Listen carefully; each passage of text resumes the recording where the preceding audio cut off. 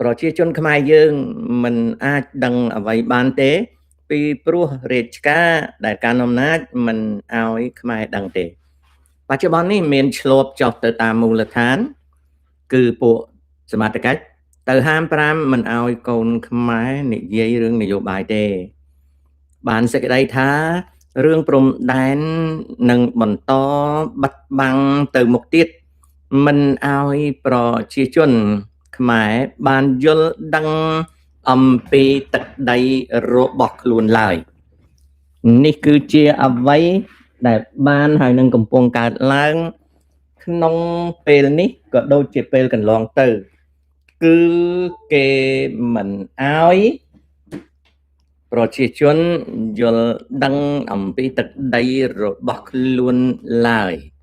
ណាបងប្អូននឹងដូច្នេះLesvel ខ្ញុំអ្នកស្រុកសំពៅលូននៅច្រកភ្នំដីកង់ឡាននិងដីដែលចាក់បិទមាត់ច្រកព្រំដែនឥឡូវគេកាយចាញ់យ៉ាងស្អាតអស់ហើយអរគុណតែគេនឹងអ្នកណា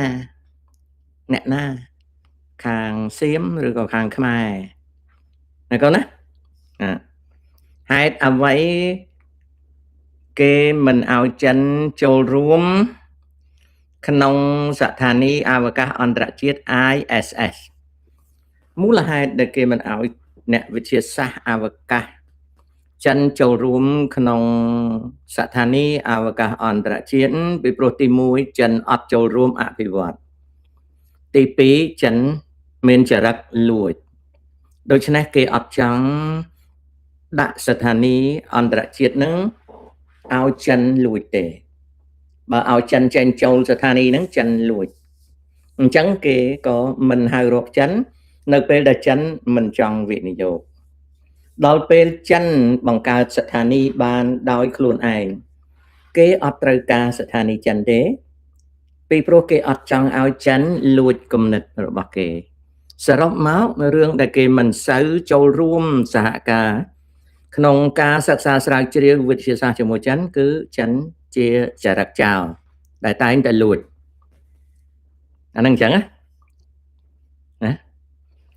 លោកតាតើសង្គ្រាមពាណិជ្ជកម្មអាមេរិកនិងចិនអាចនឹងវិវត្តទៅយ៉ាងណាក្នុងរយៈពេល5ឆ្នាំខាងមុខបច្ចុប្បន្ននេះបើយើងក៏លេខមើលទៅគេហៅថាជាសង្គ្រាមពាណិជ្ជកម្មអាមេរិកចិនតែការពិតអត់មានសង្គ្រាមទេគឺជាការសម្ដែងនៃការទូតចិននិងការសម្ដែងនៃការទូតអាមេរិកគ្មានសង្គ្រាមពាណិជ្ជកម្មចិនអាមេរិកទេ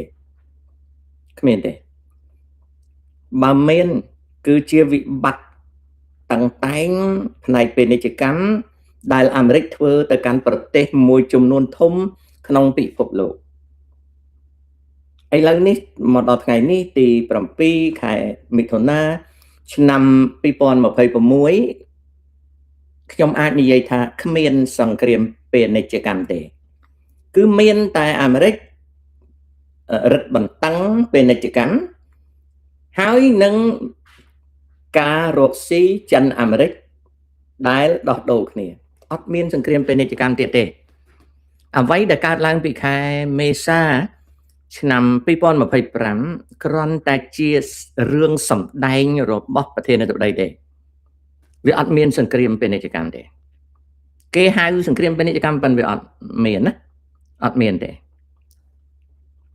អាហ្នឹងតាមមើលឃើញណាកូនណាលោកតាបើសៀមមិនព្រមប្រគល់ដែនទឹកមូរ៉ាយើងមិនអាចដឹងបានទេមានន័យថាយើងមិនដឹងទេមិនដឹងថាតើសៀមឲ្យដីមកវិញឬទេយើងអត់ដឹងទេយើងក៏អត់ដឹងរឿងដែនទឹកដែរអ្វីដែលយើងដឹងគឺសៀមចង់អង្គាមទឹកនិងដីរបស់យើងដូចយួនបានអង្គាមយកហើយហ៊ុនសែនព្រមជាមួយយួនម្ដងទៀត យើងមិនដឹងថាតើវាឲ្យដីទឹកនឹងមកវិញឬមិនឲ្យទេអ្វីដែលយើងដឹងគឺវាកំពុងតែអង្គៀមទឹកនឹងដីយើងឲ្យបានដូចជាយួនបានអង្គៀមទឹកនឹងដីយើងហើយហ៊ុនសែនយល់ព្រមតែប៉ុណ្្នឹងណាកូនណា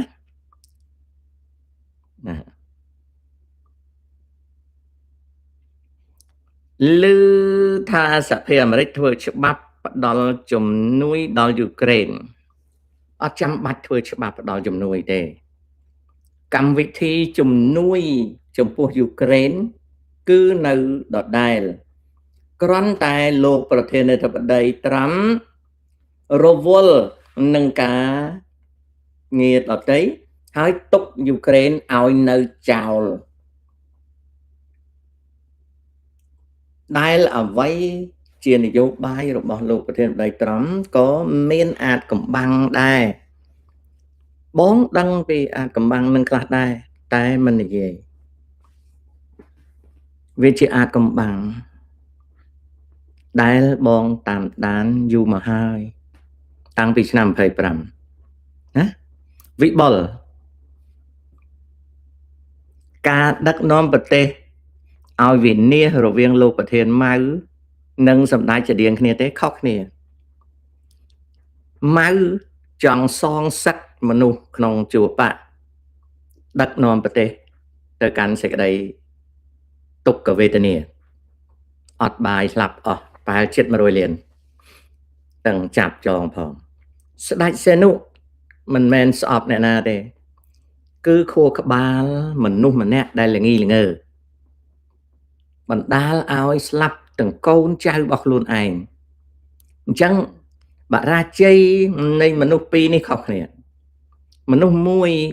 យកកំហឹងនឹងការសងសឹកមនុស្សមួយទៀតរលាយខ្លួនឯងនឹងក្រុមគ្រួសារសីហនុងាប់នៅស្រុកចិនដឹកយកមកធ្វើបន់នៅស្រុកអាមេរិកនៅស្រុកខ្មែរបណ្ណាដែរ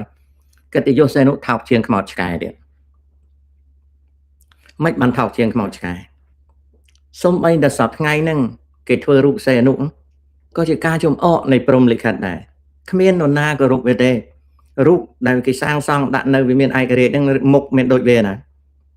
ចំណែកឯឆ្អឹងវាមានតែគ្រួសារវាបន្តិចតួចហ្នឹងនាងមនិចអីហ្នឹងទៅថ្វាយអង្គមអាណាទៅថ្វាយអង្គមវានោះបនតិវារំលឹកខួបអីគេធ្វើដើម្បីអំណាចរបស់គេអំណាចគេហ្នឹងគេអ្នកណាគឺលោកហ៊ុនសែនណាហើយបច្ចុប្បន្ននេះដែលហ៊ុនសែនហៅសម្ដេចប្របីតាហ្នឹងគឺប្រើខ្មោចសីហនុហ្នឹងដើម្បីនយោបាយទេសីហនុងាប់ដូចខ្មោចឆ្កែតៃហោងទៀតពពពេលដាច់ខ្យល់ហ្នឹងគ្មានពិធីរាជានិយមអីទេហើយពេលគេដុតខ្មោចសីហនុហ្នឹងគេអួតថាហ៊ុនសែនជាអ្នកមានបនដុតខ្មោចសីហនុគេមិនដាក់ប្រេងការគ្រប់គ្រាន់សីហនុក៏អត់ឆេះទៅវាគ្មានទេរីឯរឿងដែលថាសីហនុចាញ់មុខក្នុងដួងលោកខែហ្នឹងគេបង្កើតពាក្យចចាមអារាមជារបៀបឃោសនាកុម្មុយនីសទេណាចំណែកម៉ៅស្លាប់ដោយខ្មោចឆ្កែដែររូបម៉ៅដែលគេដាក់នៅក្នុងម៉ូសូលៀមហ្នឹងគឺរូបកមួនទេពីព្រោះនៅពេលដែលគេសម្រេច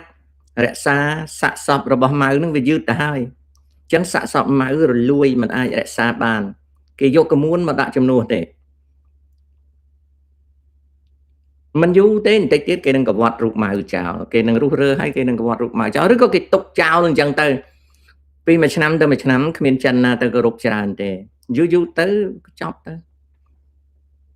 អានឹងអញ្ចឹងម៉ៅធ្វើនយោបាយមិនត្រឹមតែបំផ្លាញប្រទេសចិនទេសូម្បីតែប្រពន្ធកូនខ្លួនឯងក៏បំផ្លាញដែរ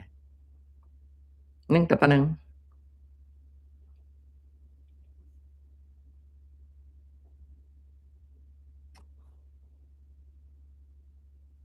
វណ្ណាសុភ័ក្រចៅយកពេលរៀនរឿងឈួតអញ្ចឹងមិនបាច់យកមកសួរតាទេអត់មានប្រយោជន៍ទេបើចៅមានពេលប្រើវចនានុក្រមរៀនភាសាអង់គ្លេសឬក៏មិនប្រើទេខំប្រឹងរៀនភាសាអង់គ្លេសចំណេញតែបើចៅដឹងរឿងឈួតហ្នឹងអត់ចំណេញទេម៉ាស៊ីនក៏អត់បានចំណេះដឹងក៏អត់មានអនាគតក៏អត់មានអញ្ចឹងទម្លាក់ចោលទៅណាចៅវណ្ណាសុភ័ត្រាទម្លាក់ចោលទៅកុំយករឿងឈួតមកសួរ ហេតុអ្វីបានជាអាមេរិកនិងអ៊ីរ៉ាន់ស្អប់គ្នាខ្លាំងម្ល៉េះអត់ទេអាមេរិកកាំងនិងអ៊ីរ៉ាននានមិនបានស្អប់គ្នាទេអ្នកនយោបាយកំពុងតែប្រឈមគ្នាដូច្នេះអែមណារិទ្ធឧទាហរណ៍ដូចយើងកំពុងច្បាំងជាមួយសៀមទាហានសៀមស្អប់ហ៊ុនសែនមិនមែនស្អប់ខ្មែរទេចំណែកហ៊ុនសែនស្អប់សៀមស្អប់ទាហានសៀមមិនមែនស្អប់ជនជាតិថៃទេអញ្ចឹងចៅកុំភ័ន្តច្រឡំណាកុំភ័ន្តច្រឡំណាចៅណាកុំភ័ន្តច្រឡំប៊ីនានណូអាហេតុអ្វីទាហានរុស្ស៊ីមានចិត្តកាចសាហាវម្ល៉េះតើពួកគេញ៉ាំអ្វីចៅសម្លាញ់នៅក្នុងកងទ័ពពេលច្បាំងគ្នាឈឺចាប់ណាស់ជួនកាលទៅកំហឹងឡើងរហូតដល់ចំណុចមួយដែលកងទ័ពនឹងប្រើនៅអំពើព្រៃផ្សៃវាមិនមែនដូចចៅគិតទេចៅកើតមកកំសាកទឹកដីការពារអត់បានឲ្យចោលជន់ក្បាលរាល់ថ្ងៃចៅអត់យល់ពីការខឹងរបស់កងទ័ពទេនៅពេលកងទ័ពពីរប្រឈមមុខគ្នា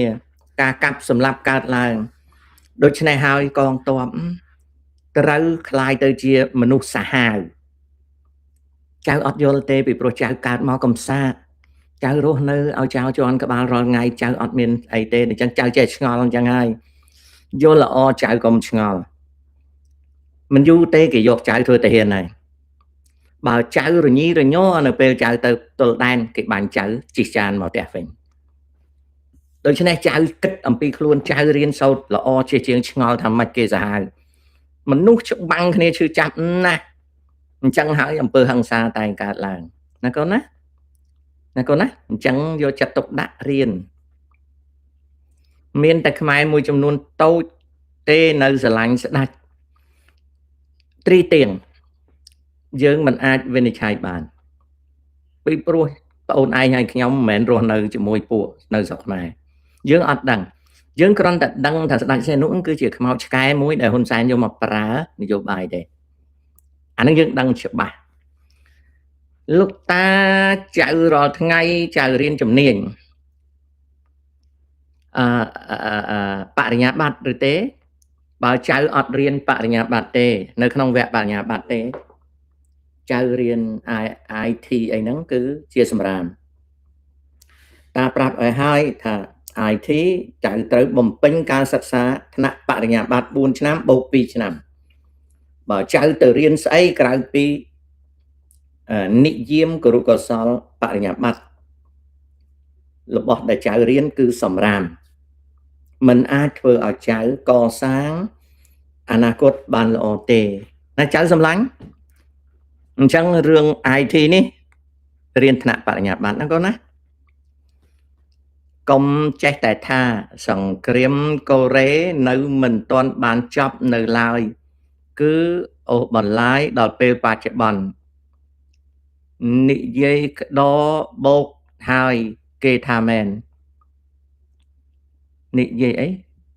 និយាយភ្លើហើយគេថាមែនស្ដាប់អត់បានទេហុងហ្គេមបើស្ដាប់អត់បានដេញចេញបាទដល់អត់បានដេញចេញកុំឲ្យខាតកន្លែងបើសៀមអង្គាមដីខ្មែរដូចវៀតណាមធ្វើអញ្ចឹងខ្មែរមិនអាចដោះស្រាយបញ្ហាព្រំដែនដោយសន្តិវិធីទេអញ្ចេះមូរ៉ាសង្គ្រាមសៀមខ្មែរមិនធំទេមិនបានមិនធំតែហ៊ានសៀមមិនចង់ធ្វើសង្គ្រាមធំហ៊ុនសែនអត់មានសមត្ថភាពធ្វើសង្គ្រាមធំទេបើហ៊ុនសែនហ៊ានធ្វើសង្គ្រាមធំអំណាចរបស់ហ៊ុនសែននឹងត្រូវគេដកយួននឹងត្រូវដកពីព្រោះយួនអត់រៀបចំហ៊ុនសែនឲ្យធ្វើសង្គ្រាមទេហេតុដូចម្ដេចបានជាយួនមិនឲ្យហ៊ុនសែនធ្វើសង្គ្រាមធំពីព្រោះកាលណាហ៊ុនសែនคล้ายទៅជាអ្នកដឹកនាំសង្គ្រាមធំផ្លូវមានតែពីរទេផ្លូវមួយគឺហ៊ុនសែនចាញ់អស់ខោផ្លូវទី2គឺហ៊ុនសែនអាចទប់ជាប់ហើយក្បាលរឹង បើសិនណាជាហ៊ុនសែនរលាយក៏លំបាកយួនបើយួនទុកឲ្យហ៊ុនសែនលាយដោយសៀមវាយមានលំបាកយួនពីព្រោះយួនជាចវាយរបស់ហ៊ុនសែនហើយបើទុកឲ្យហ៊ុនសែនច្បាំងហើយក្បាលទៅជារឹងវាលំបាកយួនពីព្រោះយួនមានកូនជឹងដែលក្បាលរឹងអាចថ្ងៃក្រោយប្រឆាំងយួនអញ្ចឹងយួនមិនចង់ឲ្យហ៊ុនសែនធ្វើសង្គ្រាមទេយួនត្រូវធ្វើយ៉ាងម៉េចឲ្យសៀមនិងយួនអង្គៀមបន្តិចម្ដងដើម្បីយកទឹកនិងដីខ្មែរហើយយួននឹងធ្វើយ៉ាងម៉េចឲ្យហ៊ុនសែននៅត្រឹមតែប៉ះគ្នាបន្តិចបន្តួចទេចំណែកឯចិនមិនផ្ដល់ជំនួយសព្វាវុធឲ្យហ៊ុនសែនធ្វើសង្គ្រាមទេពីព្រោះរយៈកាលកន្លងមកចិនមើលឃើញថាហ៊ុនសែននេះច្បាំងអត់ឈ្នះសៀមទេហើយចិនសុកចិត្តរស់ស៊ីជាមួយសៀមវាមានប្រយោជន៍ចំពោះចិនជាងរកស៊ីជាមួយហ៊ុនសែនសប្តាហ៍ក្រោយហ៊ុនម៉ាណែតនឹងទស្សនកិច្ចផ្លូវរដ្ឋទស្សនកិច្ចផ្លូវការនៅវៀតណាមទស្សនកិច្ចប៉ុណ្ណាណីហើយអនុទិនចានវិរៈគុណនឹងដឹកនាំប្រតិភូពាណិជ្ជករទៅស្រុកយួនបងប្អូនឆ្លើយមកតើទស្សនកិច្ចផ្លូវការរបស់នាយករដ្ឋមន្ត្រីហ៊ុនម៉ាណែតហើយនឹងទស្សនកិច្ចនៃប្រតិភូអ្នកពាណិជ្ជករថៃទៅកាន់ស្រុកយួនតើយួនគិតថាvisitation 2ហ្នឹងអាណាសំខាន់ជាងឆ្លើយមើលអាមួយជាទស្សនកិច្ចផ្លូវការនាយករដ្ឋមន្ត្រីកម្ពុជាអាមួយទៀតនាយករដ្ឋមន្ត្រីថៃដឹកនាំគណៈប្រតិភូសាមញ្ញមួយនៃពាណិជ្ជករថៃទៅវៀតណាមបើអ្នកជាមេដឹកនាំវៀតណាមតើមួយណាសំខាន់តើមួយណាសំខាន់ទោះបីទស្សនកិច្ចផ្លូវរដ្ឋក៏ដោយក៏វាមិនឈ្នះសៀមទេពីព្រោះប្រយោជន៍យួនវាមើលប្រយោជន៍ហើយយួនអត់ទាន់ចូលចិត្តហ៊ុនម៉ាណែតទេដូច្នេះទស្សនកិច្ចរបស់ហ៊ុនម៉ាណែតមិនមានអីសំខាន់ទេនេះត្រូវយល់ណាត្រូវយល់អាហ្នឹងអញ្ចឹងសង្គ្រាមចុះសង្គ្រាមឡើងអាមេរិកកាំងលក់មីសែលបាញ់ដ្រូនឲ្យកូវេតយក 20,000 លានដាក់ឲ្យប៉ៅបាត់រឿងមួយម៉ាឡេឌៀនបពពួករបស់លោកប្រធានាធិបតីកាបលុយនៅពេលដែលប្រទេសខាតសង្គ្រាមហ្នឹងមានគេកាបលុយណាគេកាបលុយពីសង្គ្រាមហ្នឹងនៅពេលប្រទេសមួយចំនួនហ្នឹងខាតលុយសម្បើមតើខ្មែរបច្ចុប្បន្នស្ថិតនៅរបបសេរីឬកុម្មុយនីសឲ្យពិតប្រាកដមេស៊ីសូដាបើចៅអត់ដឹងទេសុំចៅខំប្រឹងស្រាវជ្រាវខ្លួនឯងពីព្រោះចៅយ៉ាងតិចណាក៏ចៅអាយុ16ឆ្នាំដែរហើយបើកើតមក16ឆ្នាំហើយអត់ដឹងតែខ្លួនរស់នៅលើដីហ្នឹងរបបគ្រប់គ្រងជាអ្វីអាហ្នឹងសួយធំហ្នឹងចាណាមេស៊ីសូដា9487វាសួយធំណាអញ្ចឹងចៅតាអត់ឆ្លើយទេចង់ឲ្យចៅនឹងខំប្រឹងស្រាវជ្រាវរកចម្លើយដោយខ្លួនឯងពីព្រោះបើដល់ថ្នាក់ចេះដឹងចូល YouTube ហើយអត់ដឹងតែខ្លួនរស់នៅក្នុងទឹកដីមួយអារបបគ្រប់គ្រងនឹងជាអ្វីអាហ្នឹងមានន័យថាយើងសួយធំហ្នឹងចាណាអាហ្នឹងគ្រោះកាចមកដល់យើងសួយធំណាអាហ្នឹងអញ្ចឹងEFGC ឲ្យតាដេញចាញ់ទៅរកលុយបានណាតាដេញចាញ់ទៅរកលុយបានវាអត់មានគិតរៀនគិតអីវាសួរថារកលុយអញ្ចឹងដេញវាចាញ់ឲ្យវាទៅរកលុយណា cool boy ណា ខ្ញុំជាពលករនៅក្រៅប្រទេសហើយសល់លុយបន្តិចបន្តួចចង់ទិញដីណាដាំស្វាយចន្ទីសប្តាហ៍ថ្ងៃនេះការធ្វើចំការស្វាយចន្ទីអាចរកបានតែដីរាងថ្លៃបន្តិចណាចំណែករបរមួយទៀតរកលុយបានកៅស៊ូក៏ដីរាងថ្លៃបន្តិចបើចៅយល់ឃើញថាអាចទិញបានអាហ្នឹងល្អតែខ្លាចទិញមិនបានណាគុណនេះសួស្ដី morning ដាត់ឡូវ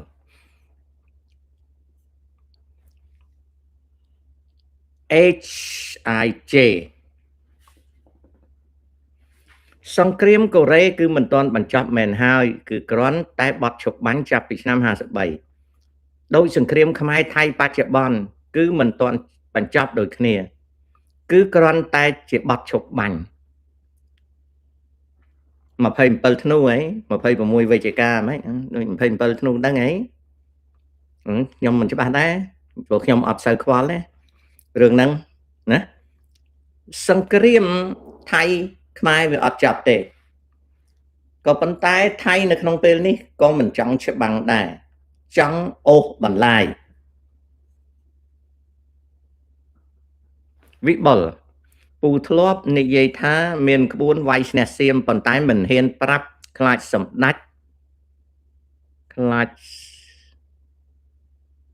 ចសម្ដេចពុកកាន់តែចូលត្រឹមត្រូវហ៎ហើយឥឡូវនេះគាត់ចូលទៅហើយអញ្ចឹងទុកឲ្យគាត់ចូលទៅណាចំណែកសៀមគេមានក្បួនរបស់គេយើងក៏ដឹងយើងហ្នឹងគឺមនុស្សដូចតាអីដឹងប៉ុន្តែមិនមាត់ទេពីព្រោះមាត់ធ្វើអីបើសម្ដេចគាត់ចូលហើយសម្ដេចគាត់ជួយដោះបំណុលតែគ្នាគាត់អត់ដោះស្រាយបញ្ហាប្រជាជនអញ្ចឹងតាទុកក្នុងពោះទៅណាអូខេ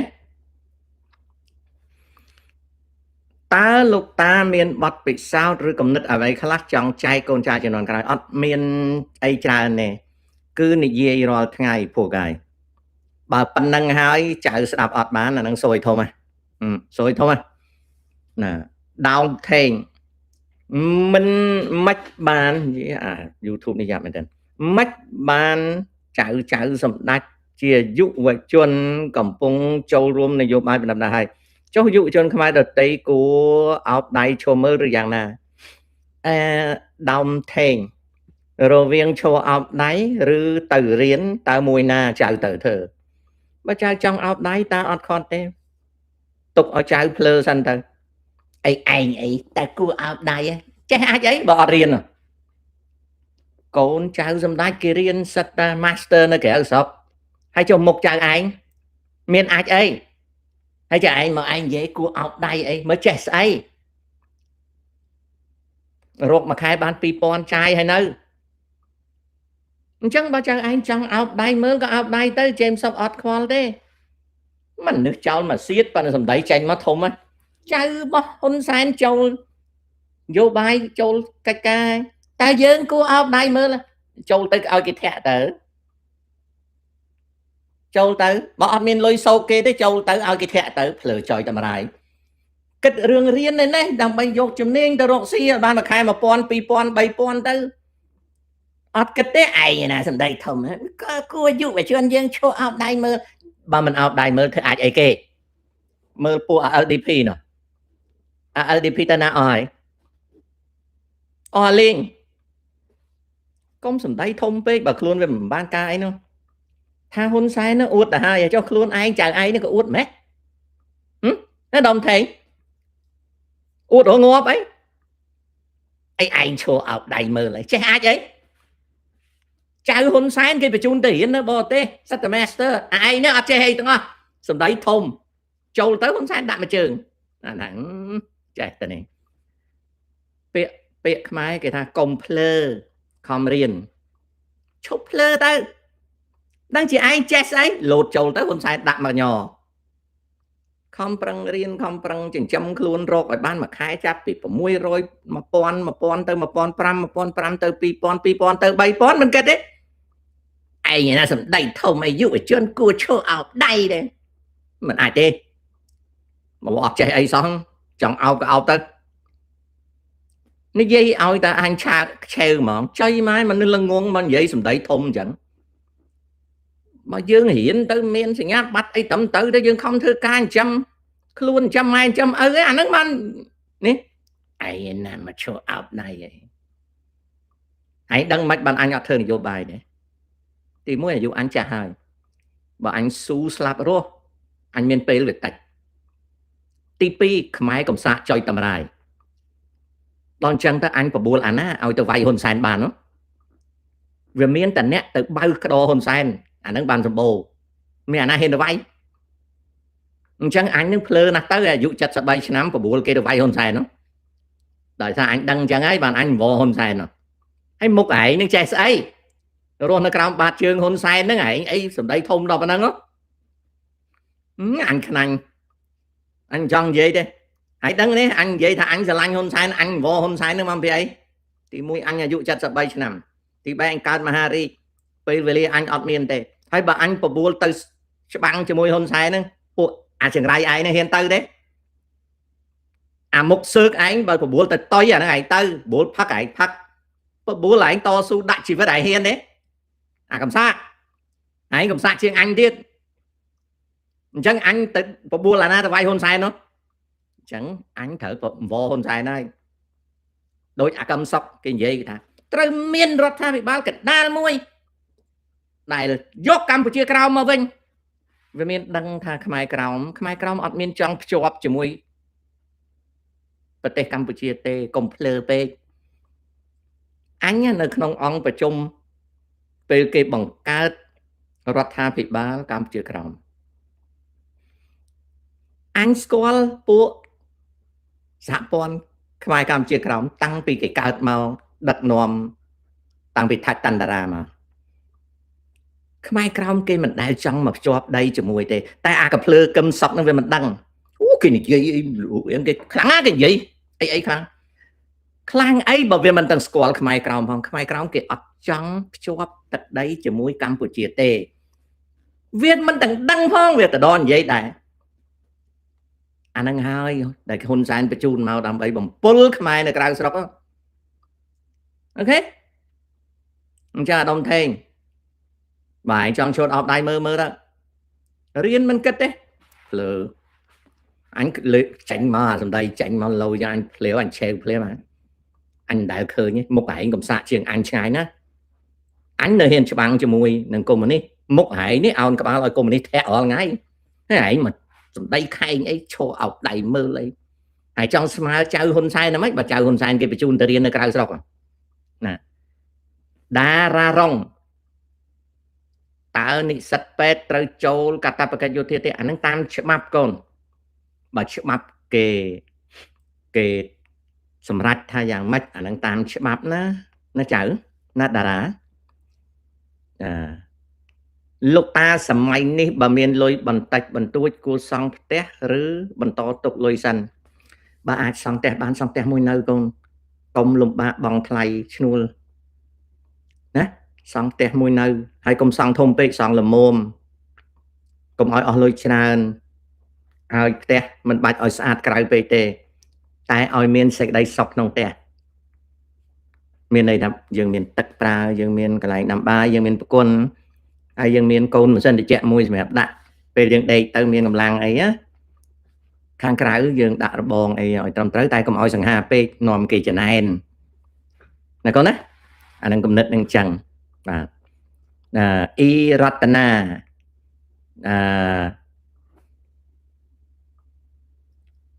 ឆ្លើយមួយសិនជេងមួយតើធ្វើយ៉ាងម៉េចបានធ្វើឲ្យយើងសប្បាយចិត្តព្រោះរាល់ថ្ងៃមានអារម្មណ៍ខំប្រឹងធ្វើការពេកតែមានអារម្មណ៍ថាជីវិតដូចសោះក៏ក្រោះណាស់លោកតាជួយផ្ដល់ជាមតិអរគុណចៅហេតុដែលចៅគិតអញ្ចឹងពីព្រោះចៅឃើញអ្នកដទៃហ្នឹងគេអត់សូវធ្វើការកាលណាចៅរស់នៅក្នុងសង្គមមួយដែលឃើញគេសប្បាយស៊ីផាត់ចៅហាក់ដូចជាកំសត់ហើយសោះក៏ក្រោះណាស់មួយថ្ងៃនឹងគឺជា stress សង្គមដូចតានៅស្រុកអាមេរិក បើសិនជាតានៅចិត្តខ្មែរដែលគេជប់លៀងរាល់តាចុងសប្តាហ៍ប្តីប្រពន្ធតានឹងកើត stress មួយថាមិនក៏គេសុបាយម្លេះមិនក៏យើងអត់ដឹងថ្ងៃសៅរ៍ថ្ងៃអាទិត្យរឿងនេះតាធ្លាប់ជួបប្រទះហើយអញ្ចឹងដើម្បីកាត់បន្ថយការសោះកក្រោះហ្នឹងគឺយើងត្រូវចេះកសាងសុភមង្គលក្នុងគ្រួសារយើងបើយើងមានប្តីប្រពន្ធហ្នឹងយើងត្រូវរកការសប្បាយប្តីប្រពន្ធយើងនៅពេលដែលយើងខំប្រឹងធ្វើការហើយយើងក៏កុំបើកភ្នែកមើលគេសប្បាយនៅចិត្តយើងច្រើនពេកហើយយើងក៏ព្យាយាមយល់ដឹងពីប្រពន្ធកូនយើងដែរយើងគួរនៅចិត្តមនុស្សដែលគេសប្បាយអត់ឈប់ឈរឬយើងគួរណាស់ទៅនៅឲ្យឆ្ងាយពីគេបន្តិចដើម្បីកសាងជីវិតយើងអ្វីដែលចេងបូរីនិយាយប្រាប់តាឆ្លងកាត់យូរដែរបងអាភាពសោះកក្រោះហ្នឹងមកពីយើងឃើញគេសប្បាយហើយយើងដូចជាជួនកាលប្រពន្ធយើងថាជួនកាលខ្លួនយើងក៏គិតថាមិនដឹងជាវេទនាអីជាងគេម៉េះអានេះគេហៅ stress សង្គមមតិឲ្យកាត់បន្ថយ stress សង្គមហ្នឹងគឺមានតែប៉ុណ្្នឹងឯងណាពីព្រោះវាជាការលំបាកណាស់នៅពេលដែលយើងឃើញគេសប្បាយជាងយើងអាហ្នឹងជា stress សង្គមអ៊ីរតនាខ្ញុំតាមមិនតាន់តាមចំណងជើងដាក់ថាមានការពន្យល់បន្ថែមឬថៃមានការពន្យល់បន្ថែមឬថៃកំពុងពន្យាពេលហើយប្រើនយោបាយដើរជើង4ទៀតសូមជួយបន្ថែមនយោបាយជើង4របស់ថៃគឺដើររាល់ថ្ងៃនៅពេលដែលអនុទិនចានវីរៈគុណលុប MOU ឆ្នាំ2001អ្នកប្រាជ្ញថៃគេចាញ់មកនិយាយថាអនុទិននឹងចូលអន្ទាក់ហ៊ុនសែនថៃមួយចំនួនគេដឹងថាហ៊ុនសែនគាត់ស៊ីចូលអញ្ចឹងដើម្បីកុំឲ្យហ៊ុនសែនស្វាហាប់ក្នុងការតវ៉ា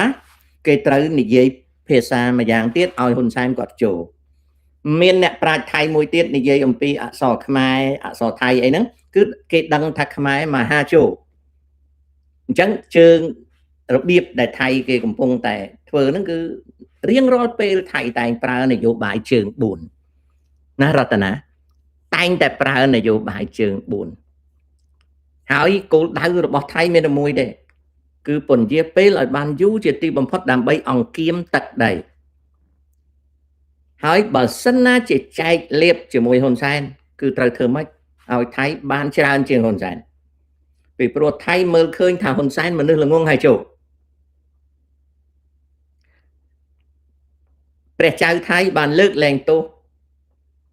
តាក់សិនចាប់សពគ្រប់តើតាក់សិននឹងចាញ់មុខមកធ្វើអ្វីអត់ទាន់ដឹងទេជាកត្តាមួយថាតើតាក់សិននឹងមកធ្វើអ្វី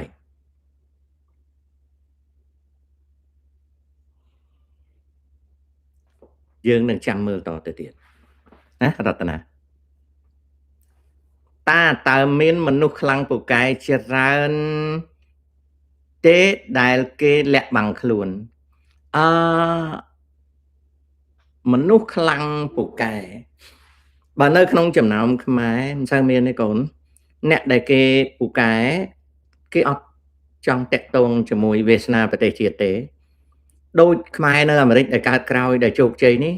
គេអត់ចង់តាក់ទងស្រុកខ្មែរទេកូនពីព្រោះគេធំដឹងក្តីនៅស្រុកអាមេរិកអញ្ចឹងគេនៅអាមេរិកខ្មែរនៅបារាំងក៏អញ្ចឹង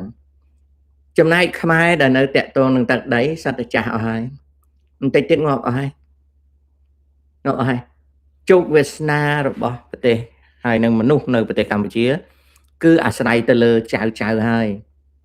តិចទៀតតាងាប់បាត់ខ្មែរនៅក្រៅដែលចាញ់បោកអាសំរាំងស៊ីក៏ងាប់អស់ចាស់ងាប់អស់អត់មានបានអីទេហើយខ្មែរដទៃទៀតដែលអត់ធ្វើនយោបាយក៏ចាស់ងាប់អស់ចំណែកក្មេងៗជំនាន់ក្រោយដែលធំនៅអាមេរិកអឺរ៉ុបអូស្ត្រាលីនូហ្សេឡង់អីគេអត់តាក់ទងស្រុកខ្មែរទេម្នាក់ពីរនាក់អីមានប៉ុន្តែជាទូទៅអត់មានទេចំណាំមើលកូនខ្មែរនៅអាមេរិកណាដែលទៅតាក់ទងនៅស្រុកខ្មែរគឺមានពីរប្រភេទមួយគឺរកឃើញរបៀបរកស៊ីនៅស្រុកខ្មែរអត់ធ្វើនយោបាយទេ ទៅស្រុកខ្មែរដើម្បីរកស៊ីរកឱកាសប្រភេទមួយទៀតទៅធ្វើអង្គការនេះទៅធ្វើអង្គការនោះគឺជាប្រភេទចោលមកសៀតវារៀននៅស្រុកអាមេរិកប៉ុន្តែសញ្ញាបត្រវាក្រដាស់ប្រគុណដល់សញ្ញាបត្រវាក្រដាស់ប្រគុណវាទៅធ្វើកិច្ចការដើម្បីរាវរកអ្វីមួយមានតែទៅធ្វើអង្គការនេះអង្គការនោះអង្គការហ្នឹងគឺរាវទេហើយឥឡូវហ្នឹងវាអស់មានឱកាសហើយពីព្រោះសហរដ្ឋអាមេរិកផ្ដាច់លុយអស់ហើយដល់អញ្ចឹងពួកអាមានសញ្ញាបត្រទាត់ខ្យល់ហ្នឹងវាគ្មានអនាគតទេចំណែកកូនខ្មែរមួយចំនួនដែលគេរកឱកាសឃើញគេទៅនៅស្រុកខ្មែរតិចណាស់ម្នាក់ពីរនាក់ទេតែគេរកឃើញជួនកាលទៅដល់ឆ្លក់ទឹកទៅបេះឡូក៏រកអត់ឃើញអីចុងក្រោយត្រឡប់មកវិញធ្វើការនៅស្រុកអាមេរិកដែរតែពួកហ្នឹងមិនអីទេដោយសារពួកហ្នឹងមានបរិញ្ញាបត្រតែបានទេចំណែកឯខ្មែរភាគច្រើនដែលធំនៅអាមេរិកនៅបារាំងនៅអីមិនទៅវិញទេកូនអើយវាដាច់ការតាក់ទងគ្នាហើយណាអស់ហើយអាហ្នឹងអញ្ចឹងលោកអ៊ំអាចបង្ហើបតិចបានទេពីការរកស៊ីជាមួយកុម្មុយនីសនិងសង្គមចោរខុសវិន័យអ៊ំបបួលឲ្យកូនក្មួយចៅធ្វើនៅអំពើល្អស្របច្បាប់អ្វីដែលរកស៊ីជាមួយចៅអ៊ំចេះតែអ៊ំមិនបង្រៀនទេអ៊ំមិនបង្រៀនទេពីព្រោះមកពីអីមកពីអ៊ំចង់ឲ្យចៅคล้ายទៅជាបុគ្គលដែលមានប្រយោជន៍វិជ្ជមានចំពោះសង្គមជាតិសុកលីលៀងខ្ញុំរៀនត្រឹមទី8ឥឡូវខ្ញុំព្យាយាមរៀនចំណេះជំនាញល្អទេលោកតារៀនអង់គ្លេសភាសាអង់គ្លេសថែមមួយទៀតហើយជំនាញគឺត្រូវរៀនឲ្យបាន3ជំនាញ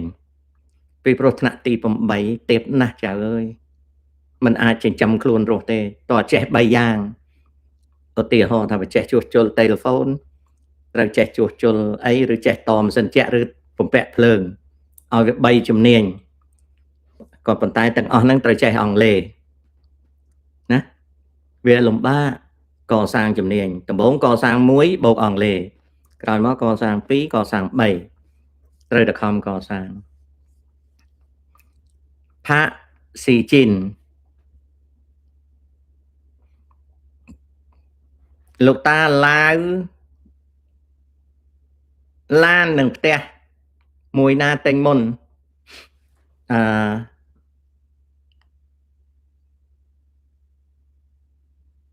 ទិញផ្ទះមុនតែដាច់ខាតទិញគឺបានចូលនៅបើទិញមិនបានចូលនៅគឺចាញ់បោកគេ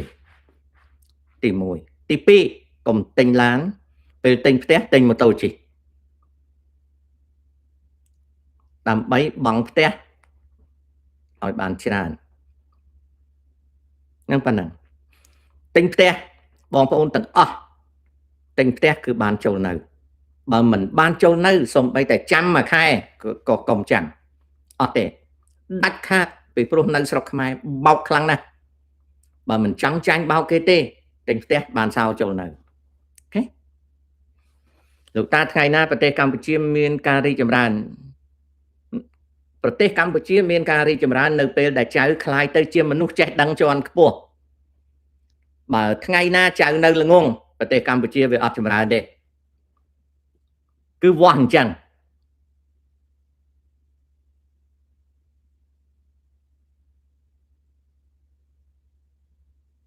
ហេងចំនួន LGBTQ+ វាមិនមែនបាត់ធនធានមនុស្សទេចៅគិតទី1ហ្នឹងគឺចៅគិតខុសទី2ចៅដូចជារើសអើងពួកហ្នឹងទី1ចៅគិតខុសទាំងស្រុងទី2ចៅដូចជារើសអើងពួក LGBTQ ពួក LGBTQ មួយចំនួនមានសមត្ថភាពជាងមនុស្សធម្មតាពូកែជាងអត់ធ្មត់ជាងតស៊ូជាងមិនមែនដូចយើងមើលទេអញ្ចឹងចៅត្រូវកែគំនិត ត្រូវមើលទៅកាន់ LGBTQ បែបវិជ្ជមាន LGBTQ គឺជាផ្នែកមួយនៃសង្គមមនុស្ស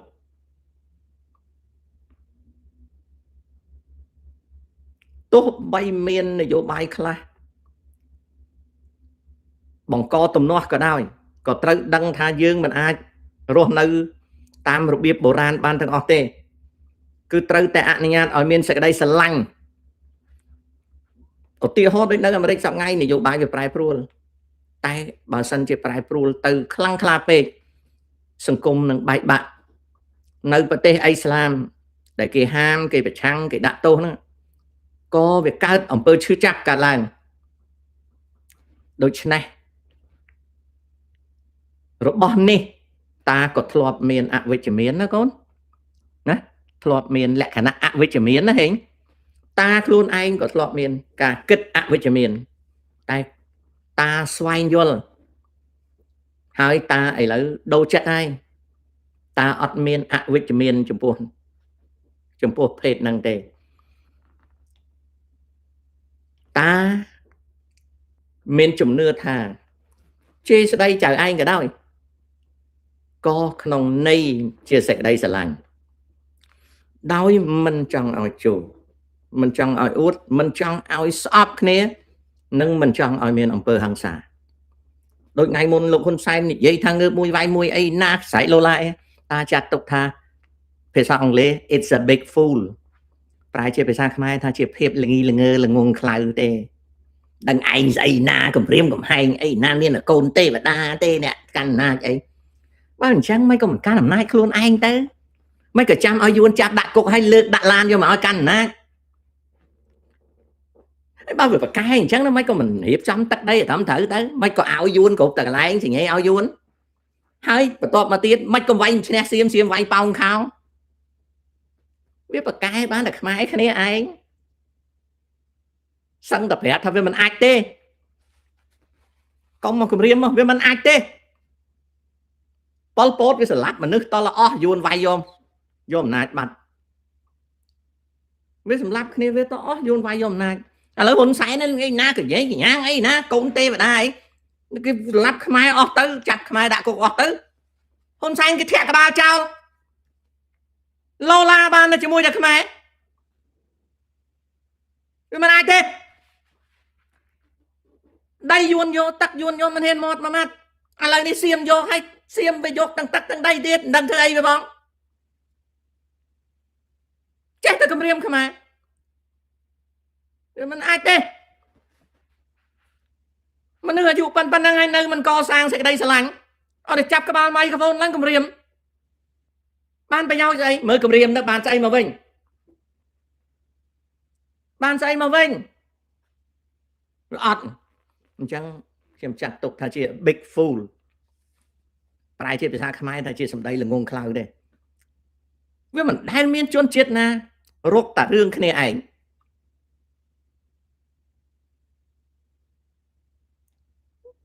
ខ្ញុំឆ្ងល់កើតមកជាខ្មែរបកាយជាងគេគឺគម្រាមខ្មែរបកាយជាងគេគឺធ្វើឲ្យខ្មែរខ្លាចចុះមិនក៏មិនធ្វើឲ្យបរទេសខ្លោបខ្លាចអាហ្នឹងហើយជាបញ្ហារបស់តាសែនខ្ញុំនេះតាសែនខ្ញុំចេះតែឆ្លោះជាមួយខ្មែរទេ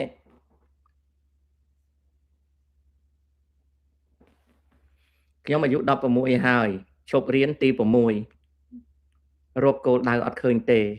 លោកតាជួយប្រាប់ផងវិលទៅរៀនវិញកូនចៅវិលទៅរៀនវិញឲ្យឆាប់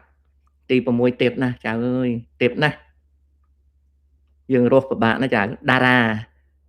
លោកតាឥឡូវមានបញ្ហាមួយទៀតទិញផ្ទះបានចូលនៅហើយ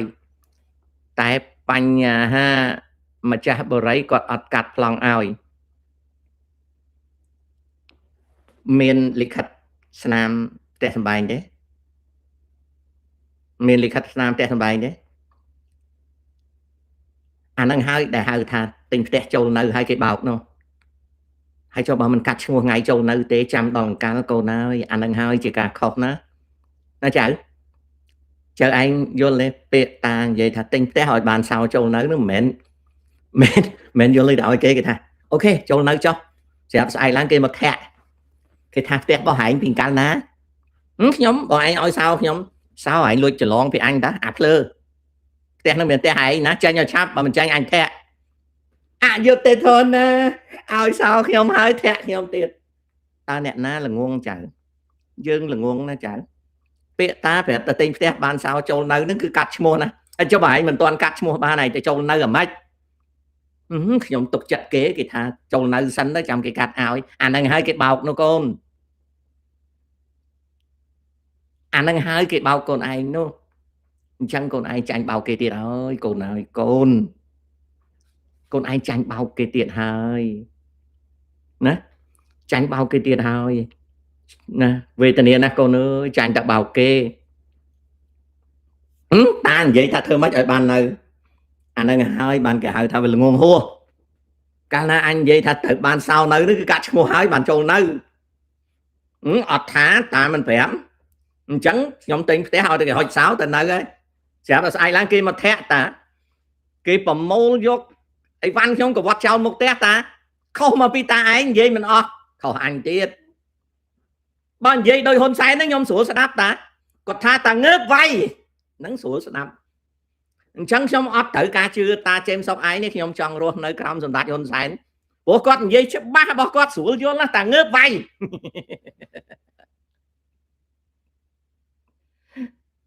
nè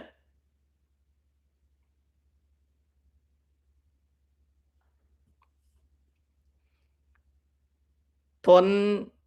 yêu triệt tu tư bộ ráy cái áo dưỡng cắt mua luôn anh lục bòn bởi cái áo dưỡng cắt mua luôn anh prap kê tha toàn là cắt mua bán trầm tới bàn nhóm áo lôi bà sân bộ ráy cái tha kia ọt luận chân tế công tinh tới bọn anh ọt nơi bộ ráy về ngó về ấy bà bọn anh đăng tha nâng cứ chia được biết bao phút hai bọn anh trong vậy phải bọn tha bọn cái thư tàn trăng sọc mai cái bao tàn trăng bọn chẳng bọn anh lo cái cho ai xua luôn anh thằng anh cao bị buồn mai anh máu prom ai cái bao thế ọt prom bỏ prom thế trăm bài tự tinh bộ ráy cân đuôi ấy trăm bài tự tinh bộ ráy cân đuôi ấy tự tinh cái phong mà ra nơi ba đấy ấyខ្ញុំចង់លុយដូចគេបើចង់លុយដូចគេមានន័យថាបងឯងចង់ឲ្យគេបោកកុំនិយាយប្រាប់បងរបៀបហ្នឹងតែនិយាយទៅបងកាត់ឲ្យឆេវបងឯងឆ្លោះកាចក់ណាបងឯងឆ្លោះកាចក់ហើយបងឯងសួរថាបើដឹងគេបោកបងឯងនៅឲ្យគេបោកឬទេអានឹងអញ្ចឹងអូនអ្វីគឺជាកំហុសរបស់យើងគេបោកយើងបានពីព្រោះយើងល្ងងអញ្ចឹងហើយបានជាបងប្រាប់ថាបើវាមិនទាន់កាត់ឈ្មោះវាមិនបានចូលនៅទេអត់បរិយហ្នឹងវាអត់ងាប់ទេទៅទិញផ្ទះធម្មតានៅទៅមិនបានទេចាំបាច់បរិយលោកអើយលោកខ្មែរអើយខ្មែរបងគេធ្វើអញ្ចឹងបងនៅស្រុកឥឡូវគេត្រូវការផ្ទះស្អាតអញ្ចឹងហើយផ្ទះស្អាតមានតែបរិយបើអត់បរិយទេអត់សួរខ្លួនឯងម្ដងទៀតថាកន្លែងគេបោកនៅហ្នឹងទៅឬមិនទៅបងខ្ញុំសុកចិត្តបថយអញ្ចឹងបងអត់មានបន្ទោសទេឃើញស្រីម្នាក់ស្អាតប្អូនស្រុកឥឡូវកើតអេតចង់តយមួយប្រពន្ធបងមួយនោះវាក៏ភើខ្ញុំដឹងថាវាក៏ភើអញ្ចឹងវាអាចអត់កើតអេតបងដាក់ព្រឹបមិនអីបាយឡើងចាត់ឆ្លងដល់ប្រពន្ធទៀតបងកើតមកកម្ពុជាបងអើយខ្ញុំទៅថ្វាយអង្គមព្រះអង្គចន្ទមនីថាបាបកម្មពីជាតិមុនចាំថ្ងៃងាប់ទៅបងអូនតាមពិតមិនមែនបាបបងអូនឯងទេពីព្រោះបងអូនឯងមិនបងដេកតយជាមួយប្រពន្ធបងឯងឃើញគេដោះឡើងមូលមុខគេលាបម្សៅបងឯងជឿថាឲ្យតែស្អាតគឺអត់មានអេតបងឯងចលក់ផ្លឹបកើតអេតគ្មានបាបកម្មពីជាតិមុនឯណាទេគឺអំពើបាបនៅមុខហ្នឹងខ្ញុំតាំងពីក្មេងពួកម៉ាក់ស្រីច្រើនណាកាលខ្ញុំរស់នៅទីក្រុងញូវយ៉កណាបនស្រីខូចខ្ញុំស្គាល់យ៉ាងតិច100កន្លែងហើយចុះមិនខ្ញុំមិនកើតអេត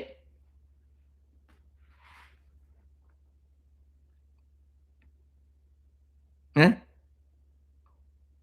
យល់ហើយធនអ៊ីវអើយអានឹងហើយដែលគួរកែប្រែអូខេអានឹងហើយដែលគួរកែប្រែខុនដូក៏ដោយបូរីក៏ដោយសិតតែបោកហើយក្បួនបោកហ្នឹងគេចម្លងពីស្រុកចិនមកខ្ញុំជឿថានៅប្រទេសកម្ពុជាបើពិតជាតាំងចិត្តដូចខ្ញុំគឺមានផ្ទះនៅអត់គេបោកទេអត់គេបោកទេបើទិញមិនបានតាមចិត្តខ្ញុំទេទិញដីមួយកន្លែងសង់ផ្ទះខ្លួនឯងទិញដីមួយកន្លែងកាត់ឈ្មោះឲ្យបានត្រឹមត្រូវសង់ផ្ទះខ្លួនឯងនៅបើអត់មានទេបោះតង់នៅសិនសន្សំលុយធ្វើខ្ទមនៅការដែលគេបោកបានពីព្រោះយើងចូលតាមគេគេមិនយើងមិនដល់យើងចូលតាមគេគេបោកយើងបានដោយសារតែមហិច្ឆតារបស់យើងណាបងប្អូនឯងដឹងទេអ្នកនៅអាមេរិកគេបោកអស់សក់ក្បាលនៅស្រុកខ្មែរទិញផ្ទះគេបោកទិញដីគេបោកនៅអាមេរិកថាខ្ញុំខ្មាស់គេអើយខ្មាស់យ៉ាងម៉េចចុយម៉ែមករស់នៅស្រុកអាមេរិកឲ្យពួកខ្មែរបោកបានណាខ្ញុំប្រាប់អាពួក7មករាអត់ទាន់បានបោកខ្ញុំបានមិនស្អីទេណាសុំបីតាអា7មករាមករស់នៅអាមេរិកក៏អត់បោកខ្ញុំបានដែរខ្ញុំមើលខ្ញុំថាចុយអាពួកនេះ7មករាតើនេះអញ្ចឹងខួរក្បាលវាខួរក្បាលអីខួរក្បាល7មករាអញ្ចឹងអ្វីត្រូវប្រយ័ត្នព្រោះវាមិនមែនខួរក្បាលជនភៀសខ្លួនខ្មែរទេវាខួរក្បាល7មករាខ្ញុំនិយាយចំឲ្យស្ដាប់ខ្មែរធ្វើការនៅអាស៊ីសេរីនៅ VOA ដូចគ្នាបានខ្ញុំដឹងក្បាលអាណាវាបើកដោះយួនហើយបានវាមកក្បាលអាណា7មករាណាចង់ឯងប្រជាធិបតេយ្យប៉ុណ្ណាក៏ដោយឯងនៅអាស៊ីសេរីក៏ដោយនៅ VOA ក៏ដោយក្បាលឯងចេញមកបើកដោះ7មករាមកជាតិឯងកំណើតឯង7មករាទេឯងកុំភូតអញអញ្ចឹងហើយបានជាអាជើងល្បីនៅអាស៊ីសេរីអីភូតខ្ញុំអត់បានទេពួកឯងនេះពួក7មករាឯងខំមានប្រជាធិបតេយ្យកណ្ដួយអីទេគឺឯង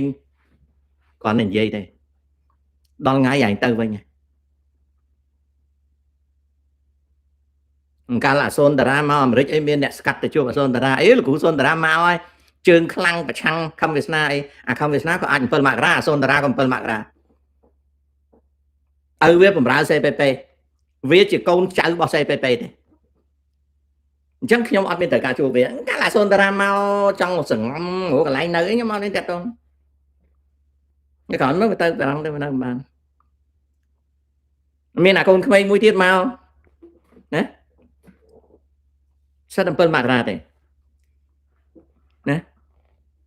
សិត7មករា7មករារាប់អានធម្មតាប៉ុន្តែរកស៊ីជាមួយគ្នាត្រូវប្រយ័ត្នខួរក្បាល7មករាផ្សេងជួលវាធ្វើការឲ្យដល់ម៉ោងបាយវាអត់មានប្រាប់ថាពូខ្ញុំសុំហូបបាយអីអត់ទេណាស្រាប់តែវាយកចានបាយទៅអង្គុយស៊ីយើងអត់ដឹងបាត់វាទៅណាណាជៀបវាស៊ីបាយអត់ដឹងម៉ោងដឹងពេលទេណាវាជាមនុស្សម្នាក់ដែលវាគិតថាវាឆ្លាតជាងយើងព្រោះវានៅជាមួយយួន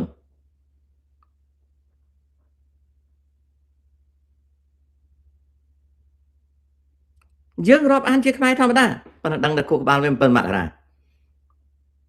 7មករាអញ្ចឹងអញ្ចឹងទោះបីវានៅអាស៊ីសេរីអីវាកាន់ក្បាលមីក្រូហ្វូនអីប្រជាធិបតេយ្យចឹងមែនប៉ុន្តែវា7មករាទេវាទៅរៀននៅសូវៀតវាទៅរៀននៅហុងហ្គារីវាទៅរៀននៅ East Germany វាអត់មានជំនឿលើលទ្ធិសេរីទេវារស់ស៊ីធ្វើកញ្ចក់អត់បងពុនវាអួតរឿងផ្ទះសម្បែងវាអត់មានជំនឿលើលទ្ធិសេរីទេ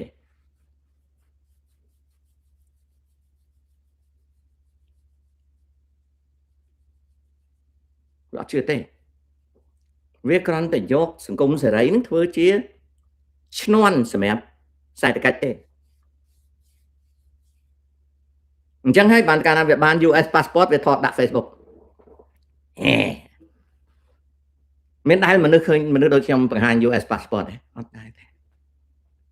មកពីអីពីព្រោះវាមិនមែនជារឿងអីប្លែកផង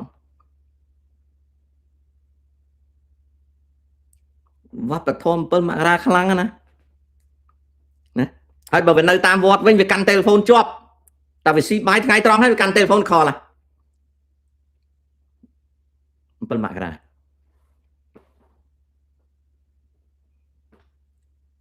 អញ្ចឹងយើងនៅស្រុកខ្មែរបងប្អូនត្រូវដឹងថា7 មករាគឺមានតែបោកភូតហើយនៅអំពើហិង្សាបើបងប្អូនដឹងថាអានឹងគេបោកហើយបងប្អូននៅទៅទៀតអានឹងមានន័យថាបងប្អូនជឿវប្បធម៌7 មករាគេប្រាប់ហើយថាដី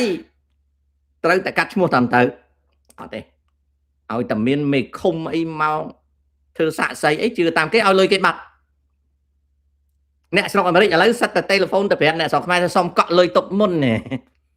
ហើយមកប្រាប់ខ្ញុំថាបងអើយកក់ 10000 មានប៉ុន្មានបង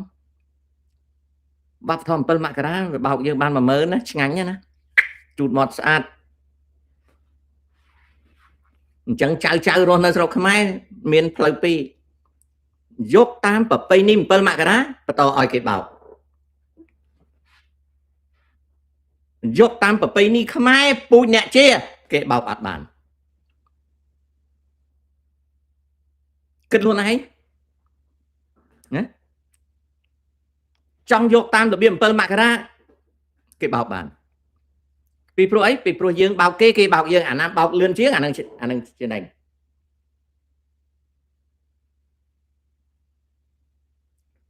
ប្បធម៌7 មករាចាក់អង្គយកអង្ការមេដឹកនាំធំលោកហ៊ុនសែនខ្លាំងអញ្ចឹងដៃចេះតែអស់ទៅព្រៃអស់ដីអស់ភ្នំអស់រ៉ែអស់ប្រទេសជាពាក់គេណាយូរទៅងាប់ភ្លឹបកូនចៅបាច់បាក់អស់លីងព្រោះយួនគេរៀបចំ7 មករាអត់ឲ្យអមតៈទេហ៊ុនសែនជឿថាគាត់នឹងអមតៈតកូលហ៊ុននឹងអមតៈអត់ទេតកូលហ៊ុននឹងស្រួយជាងអំបោកទៀតយួនវាលឺសូហ៊ុនសែនថាកុំយកអំណាចពីកូនទេវតាណាយួននៅទីក្រុងហាណូយវាសើចវាថាចុយម៉ាយអញចង់ដាក់កណ្ដុលក៏បានដែរប៉ុន្តែឲ្យវាចូលសិនចុះបន្តិចទៀតអញដាក់កូនកណ្ដុលឲ្យឡើងកាន់អំណាចក៏បានដែរមិនបាច់កូនទេវតាទេហើយហ៊ុនសែនអត់ដឹងទេទេវតាហ្នឹងតាមពិតសំផឹងយះជើងអត់លាកខោតនប់តាអានឹងស្រីស្វាយប៉ាក់អត់លាកខោតនប់ហើយពាក់មកគាត់ទៅធ្វើដៃចេះណាដល់ពេលយះជើងទៅឃើញសេងម៉េងសេងម៉ាងមកចំណិតមកខ្លែបហ្នឹងលៀនតាសេមកហ្នឹងចេះតែថាជ័យយោ7 មករាជ័យយោណាបាក់ជាជនកូនទេវតាតាមពិតស្រីស្វាយប៉ាក់សោះស្រីស្វាយប៉ាក់អត់លាកខោតនប់យះជើងហើយរំធ្វើដៃចេះពាក់មកគាត់ម្នាក់ឃើញស្រក់ទឹកមាត់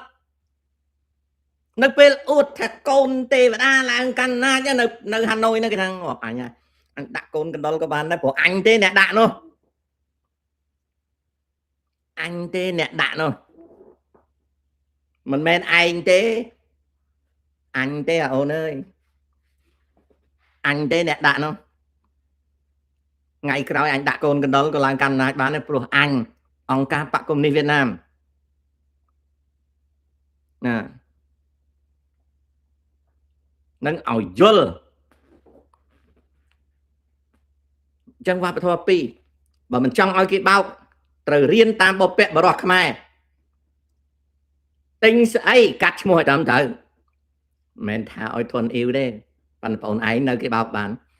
ពីព្រោះអីពីព្រោះចេះទៅតាមគេគ្មានអ្នកនៅស្រុកខ្មែរតែគេបោកយើងបានបោកហើយ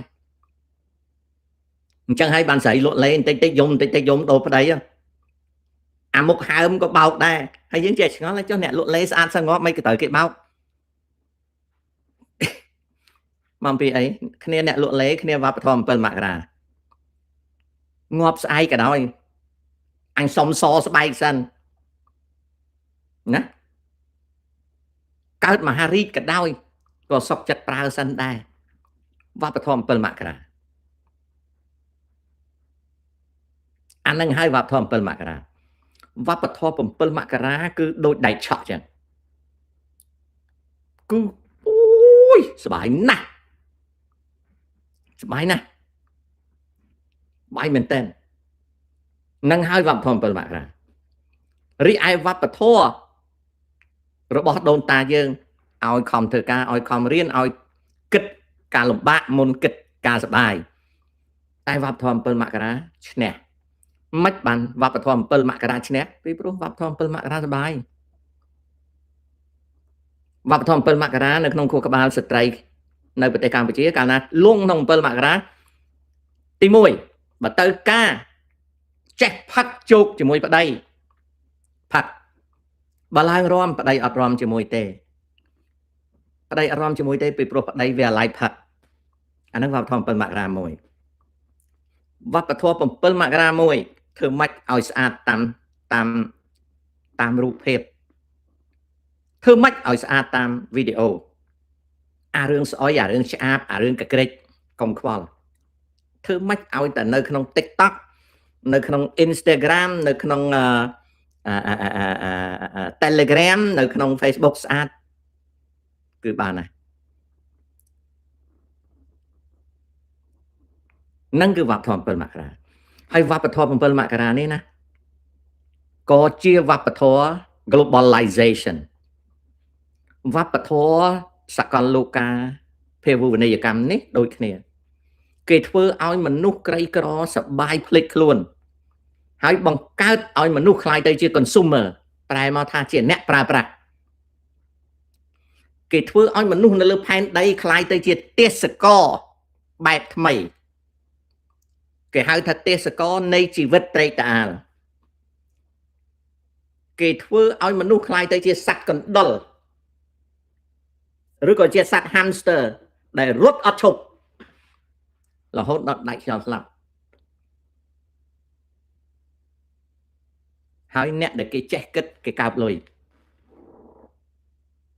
គេកើបលុយអញ្ចឹងអាវប្បធម៌7មករានេះក៏វាដូចគ្នានឹង globalization ដែរ globalization មានផ្លូវពីរអ្នកចេះគិតរស់បានតពូជតពងវងតកូលអ្នកអត់ចេះគិតมันអាចមាន3ចំនួនទេมันអាចមាន3ចំនួនទេគឺមានតែមួយផ្លែតក្រមានតែមួយផ្លែតក្រមានតែមួយផ្លែតក្រ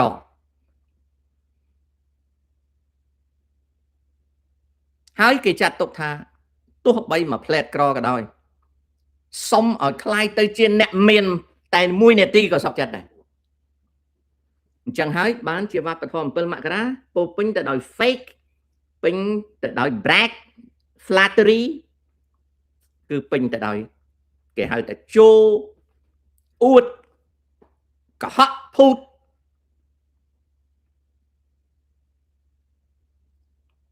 អញ្ចឹងហើយបានគេបង្កើតពាក្យមួយឲ្យក្មេងខ្មែរជឿគេថានៅស្រុកខ្មែរណាតប៉ែតែសុបាយតាគេថាស្រុកខ្មែរតប៉ែតែសុបាយស្រុកអាមេរិកអត់សុបាយអញ្ចឹងទេហើយទៅអនាគតតើវប្បធម៌ណាឈ្នះនៅស្រុកខ្មែរខ្ញុំឆ្លើយឲ្យហើយនៅស្រុកខ្មែរវប្បធម៌ដែលឈ្នះគឺវប្បធម៌7មករាអញ្ចឹងអ្នកណាអ្នកឈ្នះវៀតណាមឈ្នះ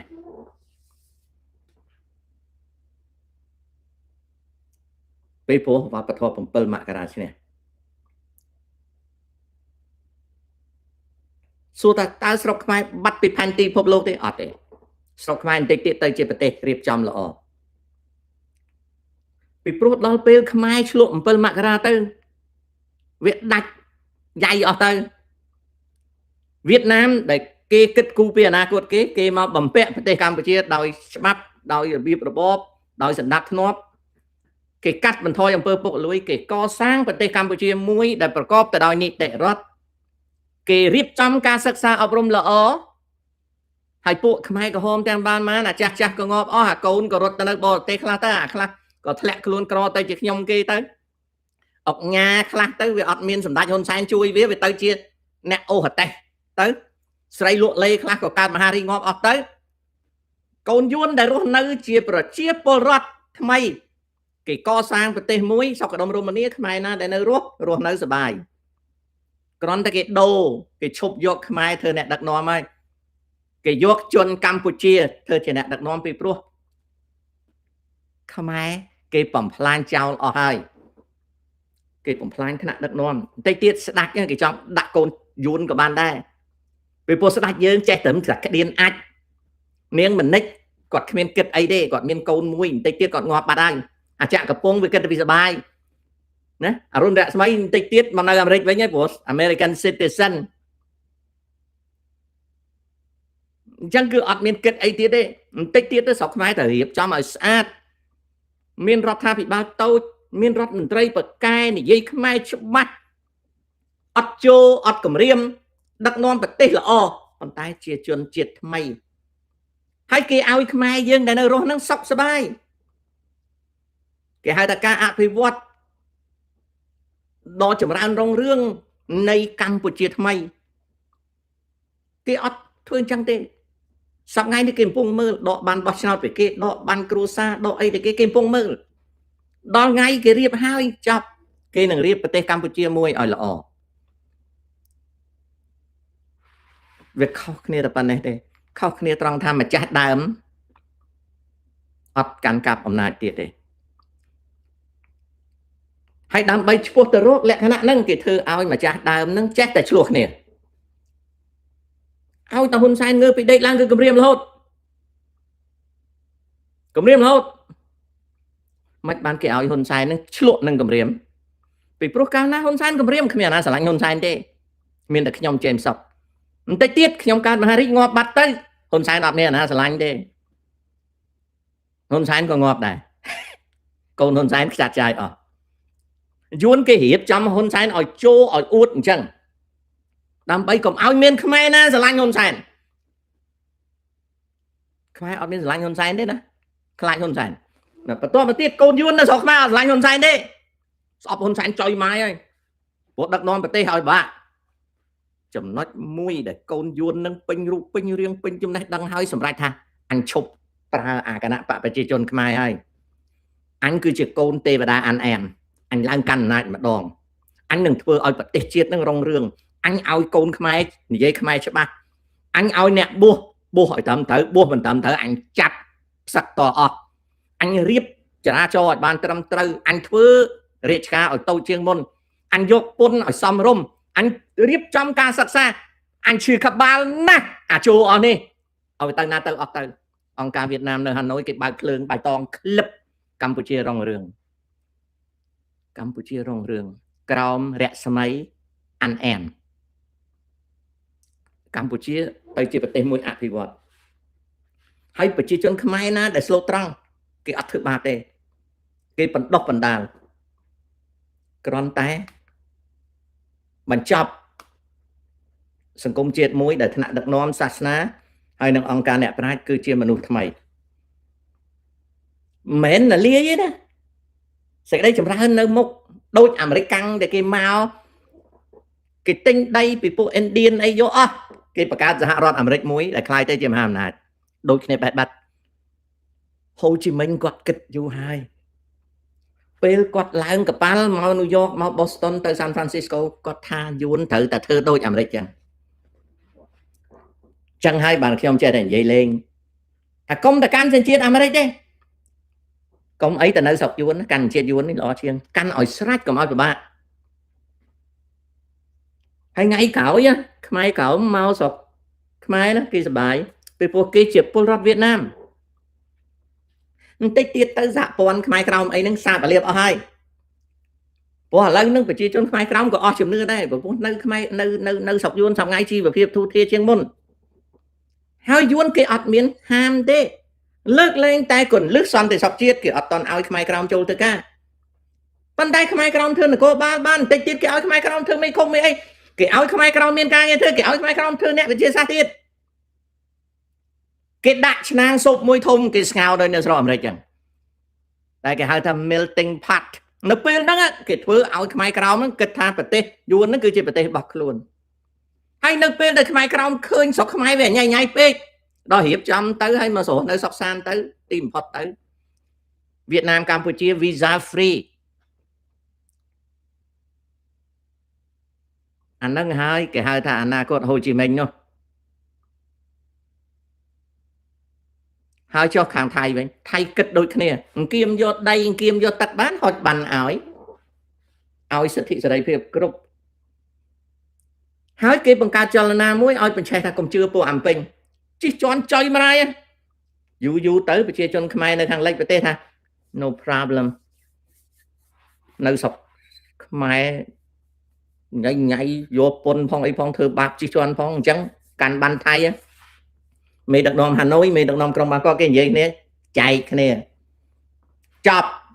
ខ្ញុំនិយាយនេះឲ្យលោកហ៊ុនសែនលឺបងឯងគិត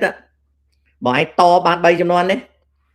បងឯងហាមាត់គម្រាមបងឯងអយុត្តិធម៌បងឯងដោះស្រាយឲ្យតែប្តីមីចនច័ន្ទទេខ្មែរចាពាក់លុយគេអូសយកទ្រព្យសម្បត្តិគេអូសយកអីបងឯងអត់ដោះស្រាយបងឯងដោះស្រាយឲ្យតាអាលេងណាវត្រាហើយនឹងប្តីមីចនច័ន្ទបងឯងកំពុងតែដើរចូលក្នុងផ្លូវរបស់សៀមនឹងយួនថ្ងៃក្រោយបងឯងអត់មានតអំណាចបងឯងបាន3ចំនួនទេកូនទេវតាប៉ុន្តែកូនអានអែមទេនេះគឺជាសញ្ញាប្រាប់បងឯងថាបងឯងកំពុងតែធ្លាក់ក្នុងរណ្ដៅដែលបងឯងជីកកប់ខ្លួនឯងហើយ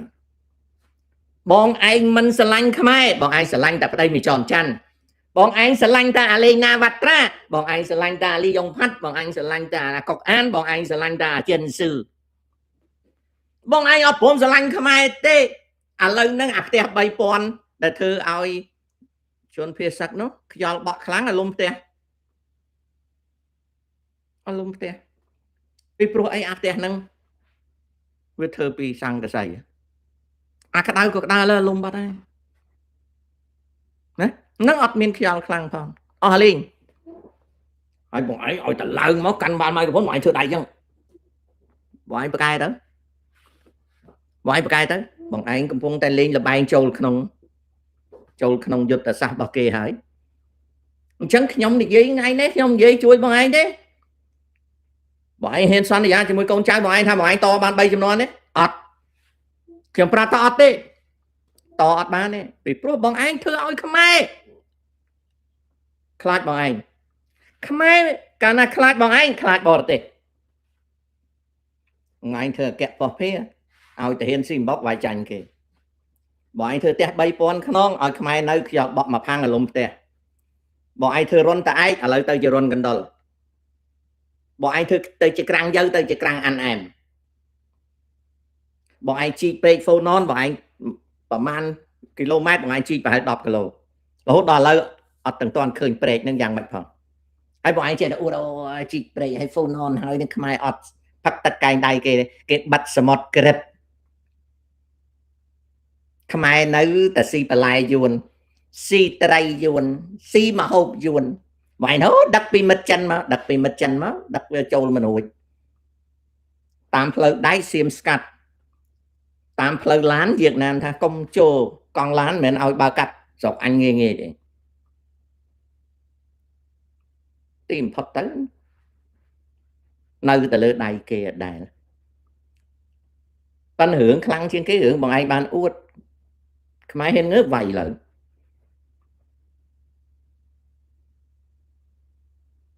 អានឹងចឹង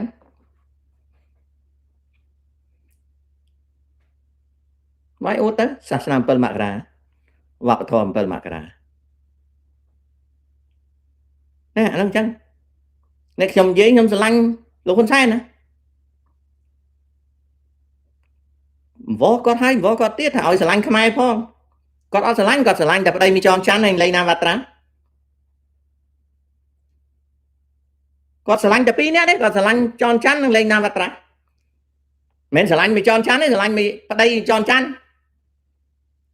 ចុយមិនដែលឃើញមេដឹកនាំណាទៅចាញ់លុយសងគេនៅពេលប្រជាជនក្នុងស្រុកជាពាក់លុយធនាគារអត់មានអាណាយកចិត្តទុកដាក់ចុយម៉ែមេដឹកនាំអាណាទៅសងលុយគេទៅតឹងតែងអញ្ចឹងបងប្អូនណាយើងកើតជាខ្មែរបើបងប្អូនមិនឆ្លក់វិញនឹង7មករាបងប្អូនខ្មែរគេណាមេដឹកនាំអត់ដោះស្រាយឲ្យយើងណា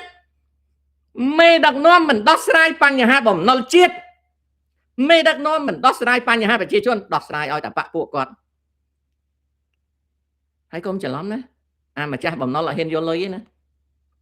អាទឹកប្រាក់ថាហ៊ុនសែនអីហ៊ុនម៉ាណែតអីចេញលុយសងហ្នឹងគ្រាន់តែជាពាក្យទេអាម្ចាស់បំណុលទេអត់បានវិញទេអត់បានទេទេអត់បានវិញទេបងប្អូនមានអាណាហ៊ានយកលុយពីលោកមានអាណាហ៊ានទទួលលុយពីហ៊ុនសែនហ្នឹងគ្មានអាណាហ៊ានទេ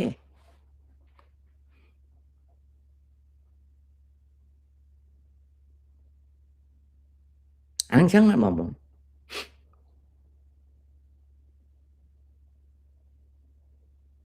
ខ្ញុំនិយាយហ្នឹងខ្ញុំសូមជម្រាបបងសែនបងឯងតអត់បាន3ជំនាន់ទេបងឯងខំប្រឹងប៉ុណ្ណាក៏ដោយក៏តអត់បានដែរព្រោះបងឯងធ្វើតែបាបខ្មែរគេថាគេស្រឡាញ់បងឯងតាមពិតគេខ្លាចបងឯងហើយបងឯងធ្វើឲ្យប្រព័ន្ធគ្រប់គ្រងរដ្ឋអាណាធិបតេយ្យបញ្ហាចម្ពាក់បំណុលគេបញ្ហាឆបោកបងឯងអត់ដោះស្រាយហើយឥឡូវនេះគេមានរបៀបគេមួយទៀត